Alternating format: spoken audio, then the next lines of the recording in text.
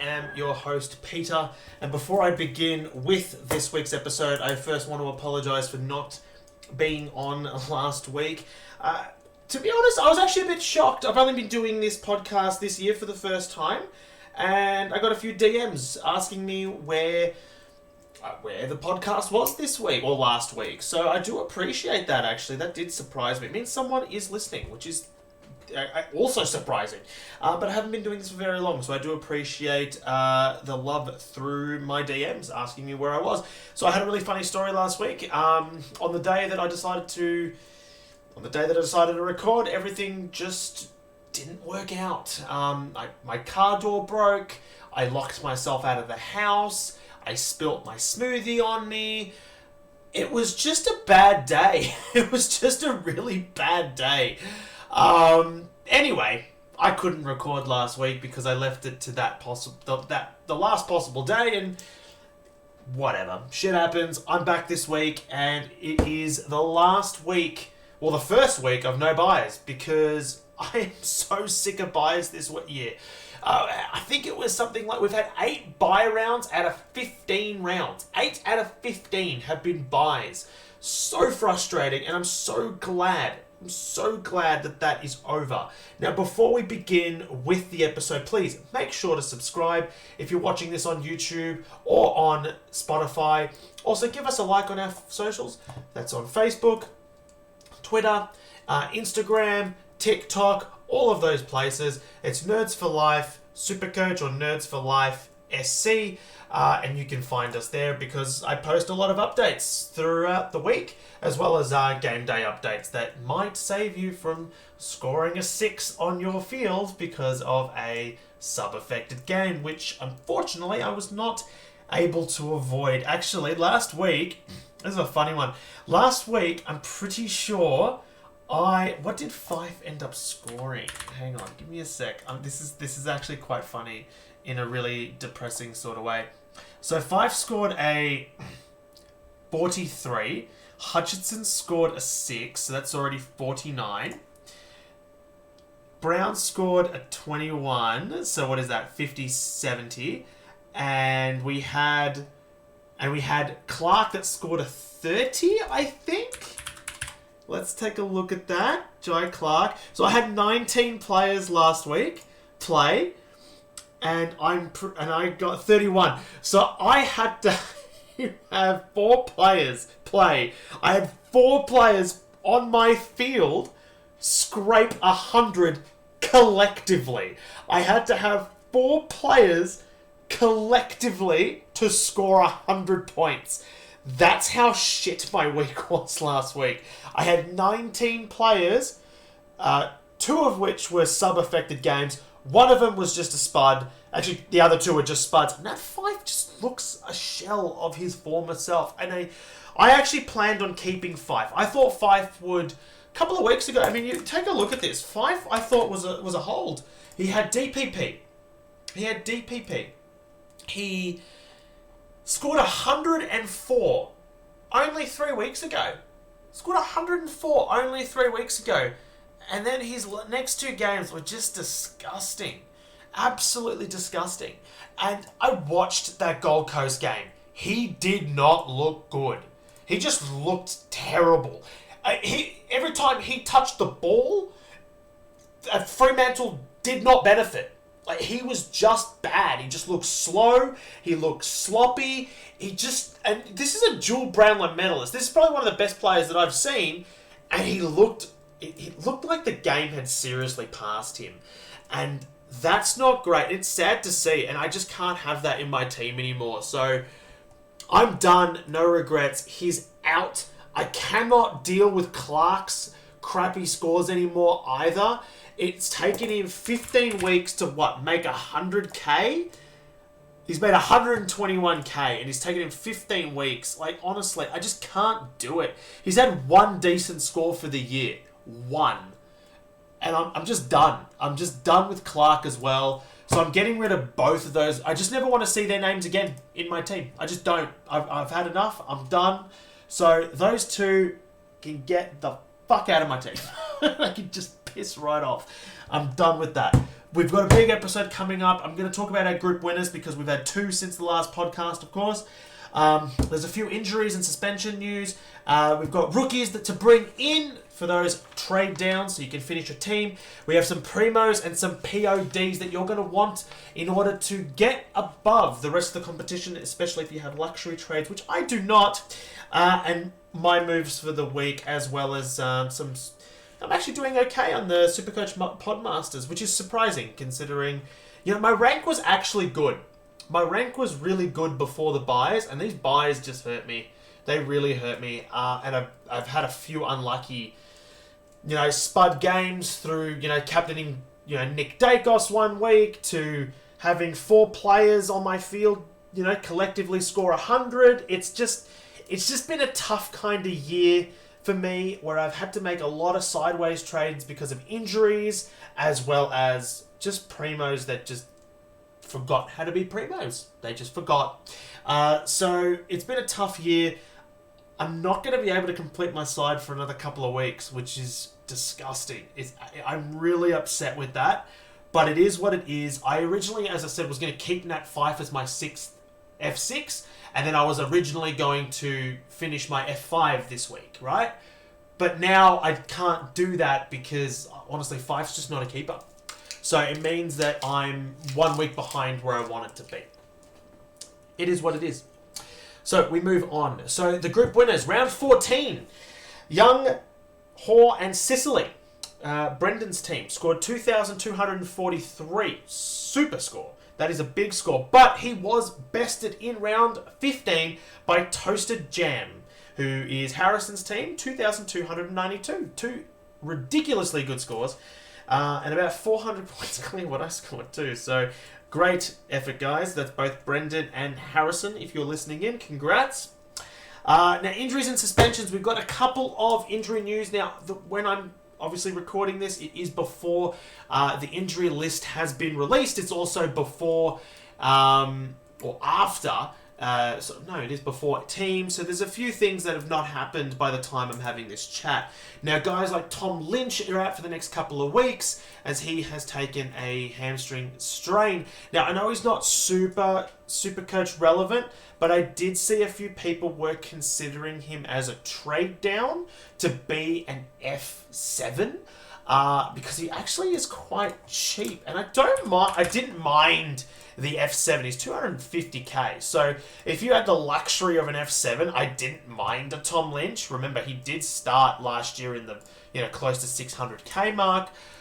But obviously with the injury, that is obviously a no-go. And the other one is Bontempelli. Now, earlier today, Bontempelli actually left training a little bit early with a back spasm. Now, we don't know the severity of this injury just yet. He did leave kind of early, looked a bit ginger. He's still expected to play this week, but it is possible that he does miss. Then again, a couple of weeks ago, he apparently was ill on the Wednesday, and he decided to score 100 and something points, so 150 plus points. So don't worry about it, he's probably fine. I hope, because I can't afford any more carnage out of my team. Now, rookies. There's a few options that we can trade down to this week. We've got Billy Dowling, who's got a negative 46 break even. He's projected to go up 40k, but I'm going to be honest, it doesn't really matter at this point of the year what he makes. It's just covering your injuries, if there are any, as we slowly run out of trades. He does play midfield. He's got DPP, forward mid. I really like this position, this player. He's the guy that I am bringing in this week. He's on the bubble. It's great. He does make some money if you need it, I suppose. But with Matt Crouch out of the side, I think his spot is safe in the side, and he should continue to play. Now, the next one is Nathan Kruger. Kruger's been on the list since 2019, so he's a mature age body. He's got a negative 50 break even. He's projected to go up on 36k, but that's with a projected score of 29. He should definitely beat that, so he should be going up about 40-45k this week. He's also got DPP. He can be swung between your forward and ruck line, which is pretty good if you've got a Livingston on your ruck line like I do. He did score a 46 against North Melbourne, which isn't great, but the Pies do have a decent record, a decent matchup, group of matchups coming up, so I don't mind this. I really don't. I think he should be okay. Unfortunately, he's the guy that I'm going to have to go with in my forward line for a bit, so hopefully he gets to play. Sorry, I just had to take a drink there because I've been talking way too much. Here's my second bet. I think that he is the second best option personally. He hasn't worn the vest yet and has a decent score in his 3-round average still in the 70s. So I don't mind it. They're your two best options. But if you've already got them, because I know a lot of people have gone early on them, I think in order to save as much cash as possible, in order to make that last trade if you need to, Jack Hutchinson is not a terrible option. But you do not want this guy on your field, because he has scored 40 and then followed it up with a 6 because of sub-affected games. And, I mean, I just don't get it. He played 8 minutes. Like, why keep a guy on your bench as the sub until the last 8 minutes? Why not give him at least a quarter? Like, what was he possibly able to do in that 8 minutes? What was he possibly... Now he's probably going to be... To be honest, if this is a great trade-in if he plays, but if he's dropped, it's not his fault. He wasn't given an opportunity, and it's... I don't know. Just me personally, I just don't see why these guys are sub until the last 8 minutes of the game and then they're expected to have an impact. How was he expected to make an impact? It's just stupid, honestly. But he's not a bad trade-in purely because of his price. I'm hoping I don't have to rely on his score and Kruger plays this week.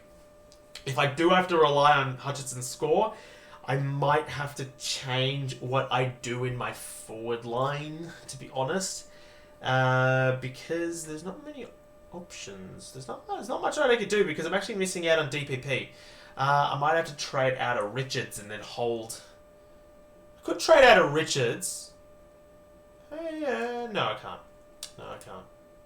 I'd have to figure something out. Instead of trading out Clark, I would have to trade out Richards, which actually isn't terrible, and get in Dowling that way and still do the trade I want to do. It's not bad, actually, now that I think about it. So I do have options if Kruger doesn't get up for whatever reason. Now, the other one is Shonemaker. I don't mind Shonemaker. To be honest, if this guy was playing earlier in the season, I would be all over it. He's got a negative 36 break even. He's now played one game and he's scored an 83. He looked real good. But he's a defender. Most of us don't need any more defenders. So, unless you're unless you've already finished your team. If you've already finished your team and you've still got someone like Nick Caulfield and you've also got like a Will Dawson and you just think, yeah, I just want someone to be on my bench and scoring, Shonemaker's a good option. But it really is team dependent. For me, I'm not picking him purely because I just don't need another defender. He is good, though. He should keep his spot in the side because he looked great, and Ross Lyon really enjoyed him. He actually was, or should have been, a first-round pick, but there were a lot of off-field issues which caused him to slip all the way down to the bottom end of the draft. St Kilda got an absolute steal out of this kid, and he is a really good user of the footy. I really do like him. As I said, if this was earlier in the year, he would be my number one priority, but he's just come in at the wrong time of year, unfortunately, so I would be sidewaysing on... I will be avoiding him. The other one is Logan Evans, which I don't know too much about. His basement price, 102k. He scored well last week.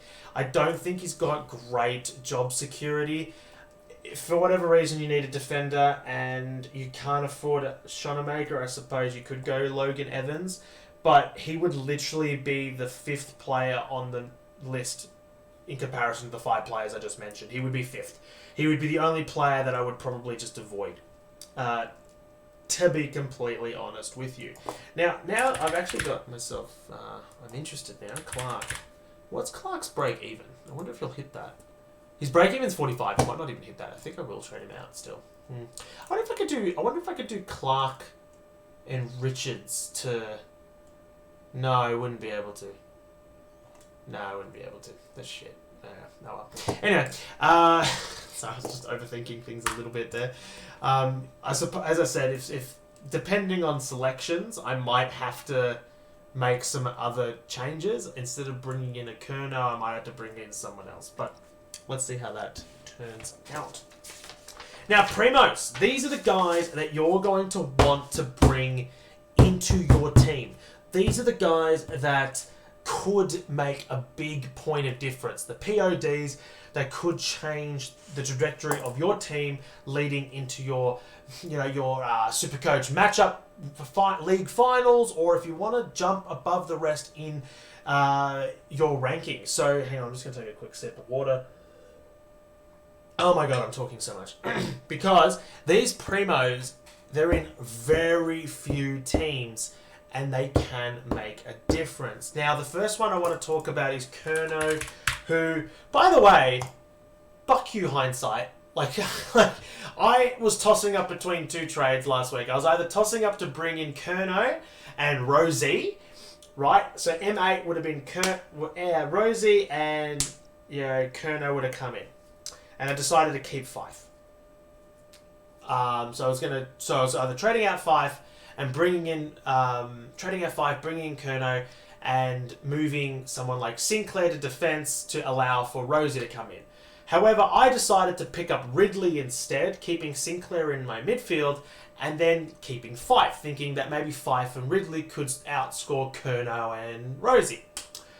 I lost 100 points from making that decision because Fife decided to play terrible and Ridley decided to be average. So that didn't work. So fuck you, hindsight. But anyway, we move on.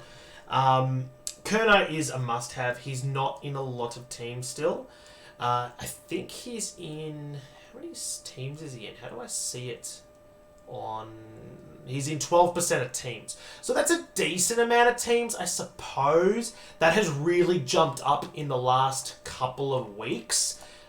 Because he's got a really good record coming up. He's just come off 118. His worst score of the year is a 59 against the Pies, which is a pretty tough matchup, but is averaging a 91, which is pretty decent if you could push him out to F6. He'll currently be my F5, but I do plan on bringing in someone like Rankin later on in the year, so he will eventually be my F6. He's 457k, and he's got a break even of 67. And he plays Richmond. So this is the week you bring him in. If you missed out on him last week, this is definitely the week you bring in Charlie Kerno. I think that he is a solid get. Now, the other one is Connor Rosie. Now, Rosie is a guy that is 410k. I really wish I brought him in. I really mucked this one up. He's got a break even of 52. As I said, he's 410k. He plays St Kilda, which are a little bit restrictive to midfielders. He doesn't have a great record against the Saints, but has just come off 111 against the Lions, who we also didn't have an amazing record against. I think that he can go 100 from this point in time in the season. He's got a decent draw coming up. I think that he's a good player. We know that he's a 600k player. We know that he is. He was 600k at the start of the year, so we know what he can do. I'm probably going to be all over him next year because he's still probably going to be around the early 500k mark, but he is a really good trade-in option if you're still looking for an M8 and you're on a budget. He is the way to go. I also am not opposed for him to be that M9. I don't mind it. I personally don't like that strategy. I've never really liked it. I prefer to use all my money to get the best possible players on my field. I know that's saying much considering the state of my team, but it is what it is. So I really think that he's a good player, and I think that he should be... he's definitely a luxury trade-in if you finished your team. If you can afford to get him, great, go for him. But I've seen a lot of people trading out guys like Matt Rowell, banking the cash, because Matt Rowell's been in some pretty average form. Banking the cash and then using that money to then do something else. I don't actually mind that. I really don't. Because you make 110k from doing that, which is not too bad. 110k. yeah, you can't do. It really depends on your team and how much money you've got banked in the bank. Really, it really does. I'm going Kerno because I can, and he's got a good matchup coming up. He's got a good few matchup coming up. But it's team dependent. I do like Rosie. I think that he's going to be really good. Now, the other one that I want to talk about is Isaac Rankin. I think he's still got a pretty low ownership because he did get injured. He's in 7% of teams. He's only in 7% of teams. He's got a break-even 111, so you could afford to fade him one more week. If you can't afford him right now, I don't mind it. Like, if you're tossing up between a Kerno and a Rankin, I do like Rankin more. At 571k, he could drop a little bit of money. This one hurts because I did start him and I traded him out, unfortunately. Look, since he's gone into the midfield and he's been rotating from forward mid, he's gone 121, 85, 113, 93, 142, 125, and 96. I just want to mention that 125 was an injury-affected game as well against the Pies, and that 96 was against the restrictive Sydney and coming back from an injury. So I really like this trading. They've got a neutral matchup for the rest of the year. I think he's quite good. He would be my number one trade-in option if I can afford him, but I cannot. So I'm going to have to wait a few more weeks and hopefully he drops in money and I can try to get him later on. But he's probably going to outprice me, sadly. The other one I want to look into is someone like Trent Rivers. I think Rivers is someone that if you're looking for a defender for whatever reason... Now, I've seen, and I've done this. Now, I'm actually deciding to have more defenders in my defending listed players in my midfield. So guys like Dacos and Sinclair will provide cover for me if some defenders miss out, or if some midfielders miss out. They're going to provide cover for me. But also having a Sinclair in defence means that's one less player in my midfield that might get tagged. Because taggers are back, and it's really affecting our midfielder scores. Not so much our defender scores. And that's why I've decided to have another defender in my midfield. In theory, I've actually got 6 defenders, although Holmes is playing midfield, really. I've got Sinclair, which is my 7th defender, technically. And then I've also got 4 defenders in my forward line. So if you really think about it, I've got 11 defenders in my team. And I think that they're going to score well. I think Sinclair is a really good option. He's another one of my PODs that I will talk about in a minute. But Rivers is 451k with a break-even of 20. It looks like he has taken Track's position in the midfield. Now, he has just come off a 111 and 131. He went into the midfield when Petrarca was out. And he's also in that game, against the Pies. And then he also went into the midfield again last week when Petrarca was obviously unavailable. Now, he did play a lot of midfield throughout the pre-season, but then that role kind of disappeared as the year went on. It looks like he's about to get that role again, and he's probably going to keep it for the rest of the year. So I really do like a Rivers if you're on a budget. If this information was available last week, I probably would have faded Ridley and picked up Rivers in my backline and saved myself 100k, and that would have been my trade-in, personally. And then I'd be shopping around for a Rankin this week, opposed to Kerno. So really look at the guys that you're bringing in and the moves you're making to finish your team. I think Rivers goes 105 for the rest of the year. That is probably what he's going to average now that he does have that inside mid position.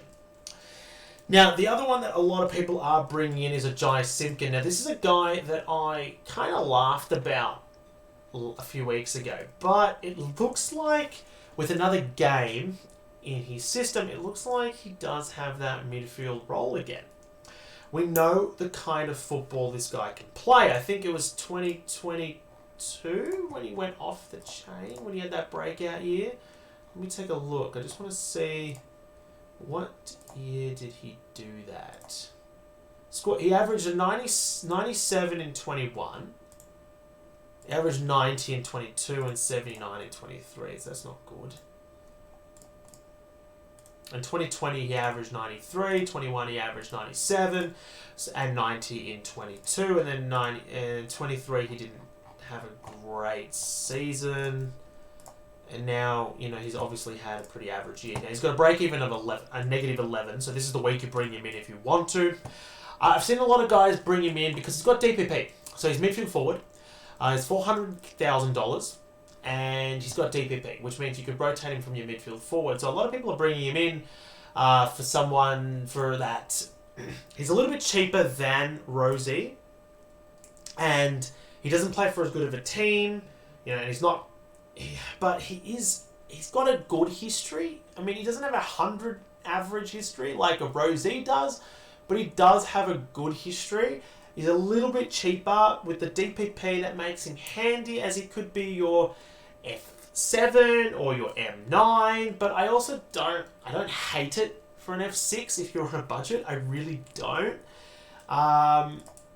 This is the week to do it. He does have that midfield role back from what I can see. He's pushing up the ground. He's kicking goals as well. He's just come off a score of 129 and 114, so he does look good.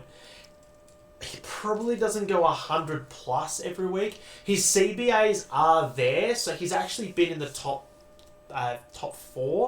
three for mids in the last 2 weeks at North Melbourne. But the only thing that worries me is that guys like Powell and Sheasel and McKercher, these kind of guys have all rotated through that midfield for 2-3 weeks and then they get pushed out. I'm worried that Simpkin does that as well. Does he spend another week or two in the midfield and he gets pushed out? He is a risk. If you've got a budget though of 400k and that is the max you can go, I don't hate it. I really don't hate it. I'm considering it because if I was to go, hypothetically, because I'll have 54k left in the bank, if I was to go a Simpkin opposed to Kerno, it means that I'll have about 110k or 111k in reserve, which I can then use next week or the week after, right? So I don't mind it, because then it allows me to do something with, maybe Richards. Maybe I make some money through, maybe I add that to Richards and then I trade another rookie down that's made a bit of money, and maybe that's how I finish my team. I don't hate it because it means that I can make cash elsewhere and that 100k could really go far. But then I think Kerno scores more than Simpkin for the rest of the year. So it really depends on your strategy. I'm going to consider it though.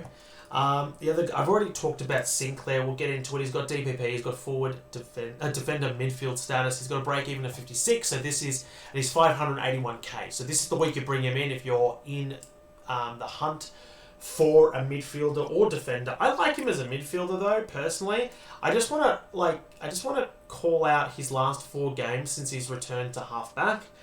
110, last 5 games, sorry. 110, 99, 102, 147, 135. He's got a 5-round average. Where does it show his 5-round average? Where does it show that? He's got a 5-round average of 118 and a 3-round average of 128 and a season average of 105. He is good. We know he's good. He's been an Uber Primo for the last 2 years. This is now going on to a 3rd year. This is the guy you want in your team to finish your year strong.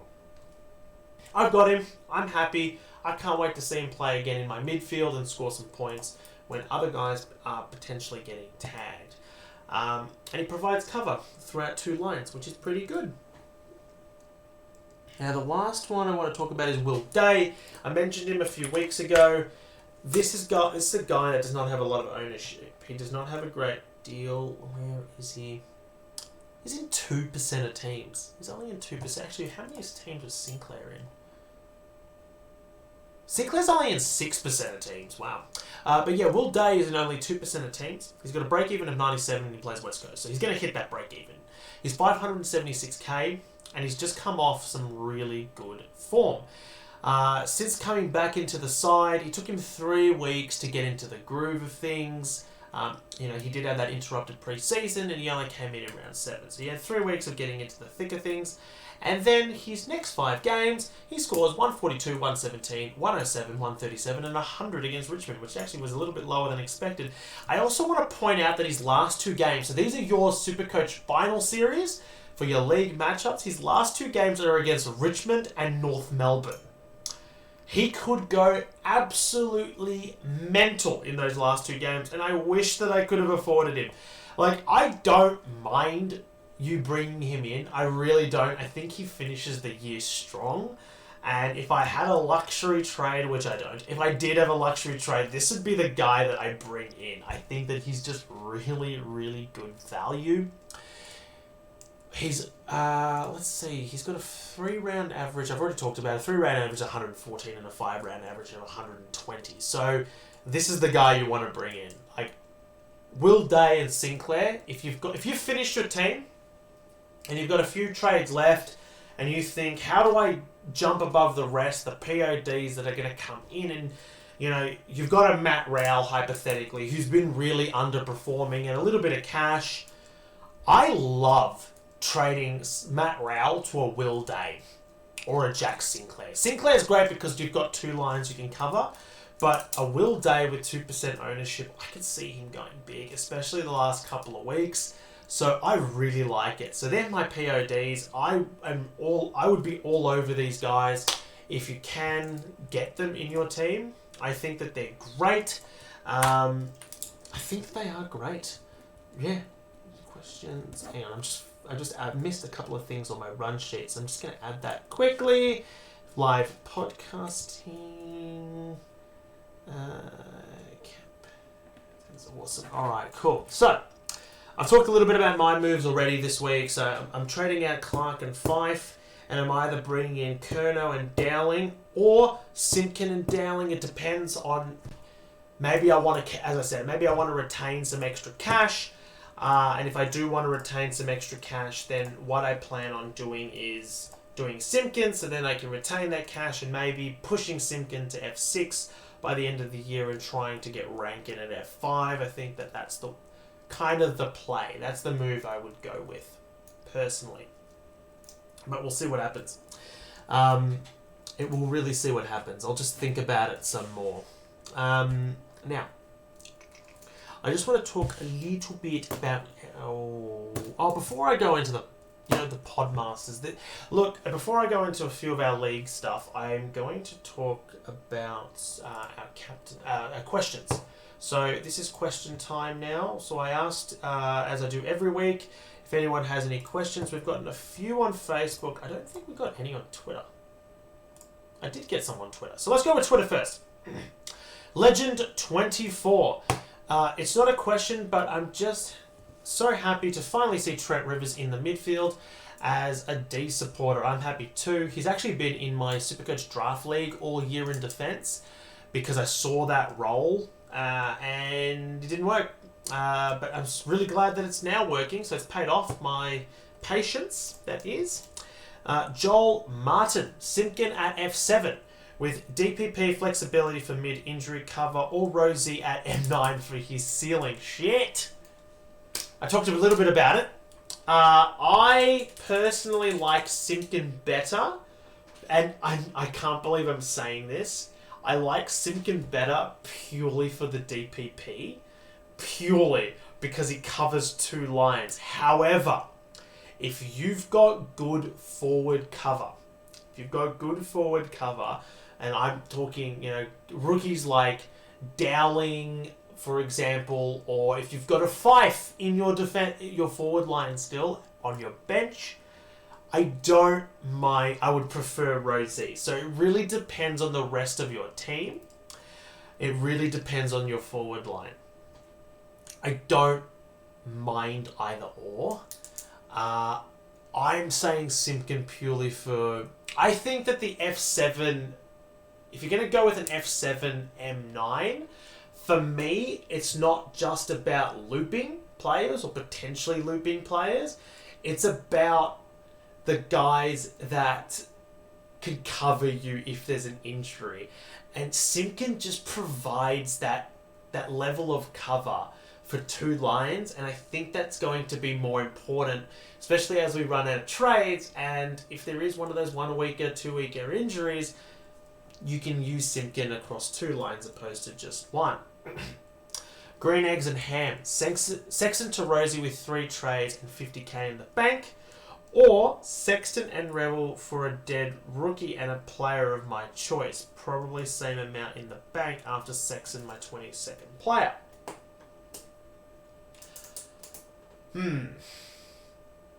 If you can afford to get Will Day, do that. You don't have to get a dead rookie. There's a few 102k rookies going out there at the moment. You know, if you go a Hutchinson, at least you get some scores. If you get Evans, for example, you could get some scores. So I don't mind that. I would say, honestly, Will Day. If you can get Will Day or a Jack Sinclair, I prefer that over Rosie. You got to remember that I know that Rosie had some injury-affected games, but I just can see Will Day and Sinclair going 110, 115 for the rest of the year, while Rosie probably goes around 100 to 105 for the rest of the year. So if you're talking about an M8, I would be preferring to have Sinclair and Day in my team opposed to Rosie. So that's the answer to your question, hopefully. Now, moving on to Facebook, let's take a look. All comments. Jackson Williams. F6 options, Moore or Kerno. I think Kerno. Moore's great and he's got a huge ceiling, I know. But he's also got a lot of 60s in him. I feel like Kerno's floor is going to be better than Moore's floor. But Moore's ceiling is probably better. I still think Kerno, with his record coming up, or his matchups coming up, is the better option. Marshall Williams. Is Luke Ryan not a top 6 for the rest of the year after Longermeyer's comments about stat padding and the average score on the weekend? Look, he had an average score on the weekend. He's had an average 2 scores, actually, Luke Ryan. I have noticed that they're no longer doing those sideways chip kicks between both between guys like Clark and Luke Ryan. That is concerning. I also saw that Pierce, which is someone that I did forget to mention, Pierce is out for a while with an injury too, which could affect Ryan's score. However, do you really want to bet against Ryan? He's averaging 123, and in his next 3 opponents, I'm pretty sure he's got Richmond. He does, who he scored 197 points against. I still think he averages well over 100 points, and I would not be trading him out. I would not be. I don't think it's a good move. Look, if you finished your team, and I don't know, if you finished your team and you've got luxury trades left over, and you like someone like Sinclair, I mean, you could do it, maybe. But I don't like it. I really don't like it personally. I wouldn't be doing it. Simpkin or Rivers? This is Julian Russo, who's a regular commenter on most of our posts and a regular listener. Simpkin or Rivers? It depends. It actually depends. Are you feeling an F6 or are you feeling a D or a D6? They play in 2 completely different positions, so I don't know. If you're moving like a midfielder to F6, and then I don't know how you're structuring your team to get that. Look, honestly, the 2 together, I would prefer Rivers myself if you were to weigh up the 2 together. But again, it depends on the rest of your team. And also, is Simpkin a player that you're wanting to be an F6 M9? An F7 M9? Because if that's the case, I like Simpkin better than Rivers. I wouldn't be looping Rivers' score onto my field because I feel like your defenders are most likely going to score pretty well. They've been very consistent, while your forward line is the one that's most likely going to be up and down. So Simpkin for me is probably the better choice. But again, I'm not sure where you're going to be putting these guys. Shane Christopher, reflections on Fife. I still think Fife was a good pick for the year. Like, he was a dual Brownlow medalist playing inside mid, and he still made, 70k for me in the long run. He scored a couple of centuries for me, a couple of tons, that is, on my field. Look, obviously he wasn't an incredible pick.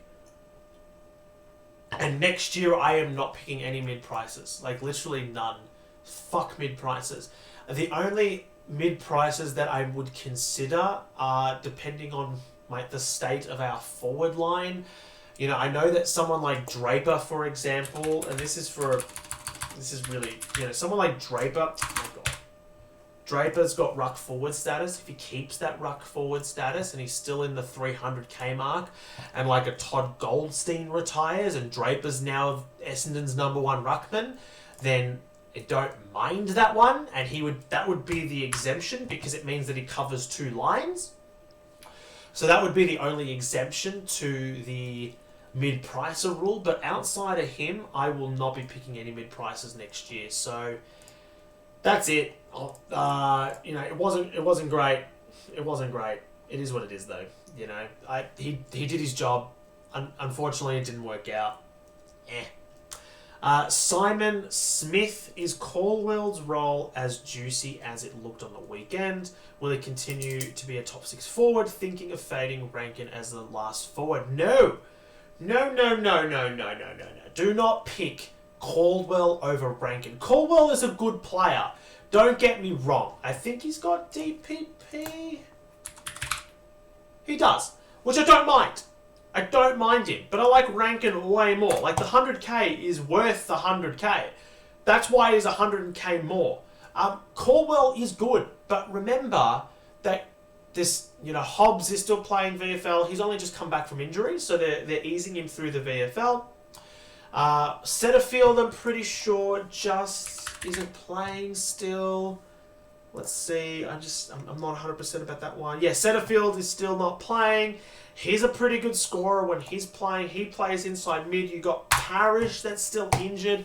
I mean, you're probably fine to keep Caldwell for the next week or two, but I'm pretty sure guys like Parrish, Hobbs, and Setterfield are available soon in the next fortnight. So that pushes, Caldwell probably out of that midfield rotation, and suddenly he's not worth an F6 position, and I don't see him being much better than a Simpkin. So no, I don't think he's the way to go.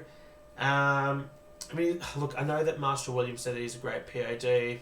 I got him 3 weeks ago and hoping nobody notices. Take out his sub game. He's averaging 98.4 in 3 rounds. Yes, I think Rankin's better. I still think Rankin's better. There's a few more comments. I'm not going to read them all out, but, if you're on YouTube, you could probably take a look at them. There you go. But I'm not going to read them all out, but I just don't... Essendon do have an amazing run coming to the end of the year, but I can see him being pushed out of that midfield rotation with guys like Parrish and Setterfield coming back, and maybe even Hobbs retaining his spot. I think Shields not going to make it. Shields not going to play again this year for Essendon unless there's a lot of injuries. So he's not an issue, but yeah, nah. Caldwell, not for me, unfortunately. I think, just not for me. I prefer Curnow. I prefer Simpkin. I prefer Rankin a lot. So if you can afford Rankin, I'd be going Rankin. Rankin's in a low amount of teams anyway, so you still got yourself a little POD there regardless. And I think it's a safer pick.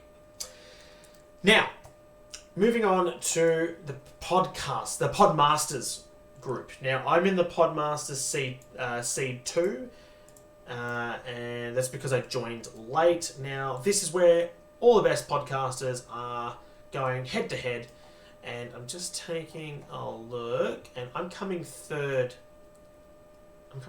equal third at the moment on 44 points. I'm in the top 4, though, by a couple of games, which is good. I'm actually doing okay. I don't mind it. I'm ahead of the SuperCoach Masters, Maddie from SuperCoach Masters, which is actually not bad. SuperCoach Gods, SuperCoach Masters as well. I'm ahead of some SuperCoach coach captains. There's a lot of decent teams here, and I'm actually doing okay, which I'm happy with. Points scored. Whoa, not great on rank, but again, a lot of that was due to the buys. I got hit hard from the buys. Hit hard, but I'm still doing okay.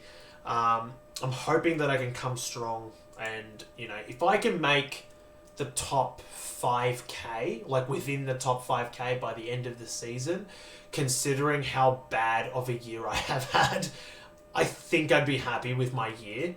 And I'm really hoping that I can maybe knock off a few people in the finals from this SuperCoach PodMasters League. So I'm happy with that. Now, let's go. Now, I'm not going to go through I'll go through captains quickly. Actually, I will go through captains quickly. I'm personally going to put the VC on Bont and the C on Nick Dacos. Unless Bont doesn't play, then I'm probably going to go Neil. I'm just going to take a look. We've got a few matches. So finally, it's, best 22. Everyone's playing. Friday night, we got Brisbane take on Melbourne. Nobody from Melbourne should be your vice captain. I do like Lachie Neale in this game, but I don't think he's got an incredible record, and I'm also worried about the Neil Bullen tag. Let's take a look. Yeah, he's gone 109, 75, and 100 in his last 3 against Melbourne. I think the Demons really struggle for the rest of the year. It is at the Gabba. I don't hate it. So look, if Marcus Bontempelli doesn't get up for the Saturday game, then I think that Lachie Neale is a really good vice captain choice, because he's got a huge ceiling and he's coming off some pretty good form.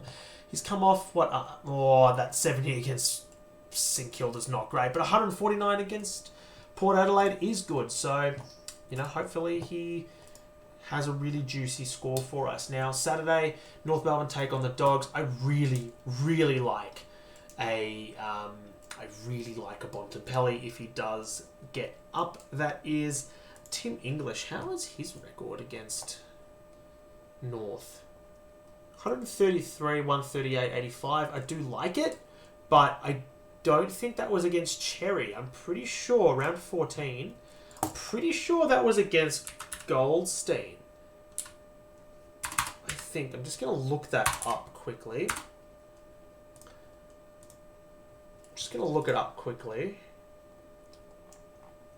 Did he play round 14 last year? He didn't play, no. So it was against Todd Goldstein. So, yeah, I don't know. Cherry's been a kind of a restrictive ruckman this year, so I wouldn't be going English. I think Bont is the way to go for this game. If you've got a Bailey Dale, I don't mind it, but Bontempelli's got a record and a half against North Melbourne. I just want to show this. 169 last year, 102 and an 82. That 169 against North. He's also coming off 100. He's got a 3-round average, Bontempelli, of, of 149 and a 5-round average of 135. I don't want to be betting against him. So he's going to be my VC most likely. And then moving on to the next game which is Saturday. Sydney take on the Dockers. I don't like the Sarong, as he could be targeted, though last time it was Clark that got targeted by James Jordan. I don't mind the Sarong in this game if he doesn't get the tag, but there is a tag risk, so it's not great. I don't mind Isaac Heaney. I think Heaney is a good option, as Fremantle don't tend to tag too much. He's got 118 earlier in the year against them, so I don't mind it. I just don't think this is his massive ceiling game. So for me, I think the next game is the game that you make your captain. The Suns take on Collingwood, which should be Collingwood take on the Suns because they're going to destroy them. Flanders is an interesting one. If you're looking for a little bit of a POD, a point of difference, score, he's got 119 against them last year, but halfbacks have been scoring very well against Collingwood, and he hasn't gone under 100 yet for the year, so I don't mind it. But Nick Dacos, I just want to show you this, has gone 149 and 143 in his last 2 games against Gold Coast. He also has a 5-round average of a 5-round average of 116 and a 3-round average of 116 as well, actually. He's gone, apart from that Melbourne game where he scored a 64, the one that I captained him in, he's gone 150, 147, 105, 130, 156, 129. And he was tagged in that 129 game against North Melbourne, by the way. So that's after our tag.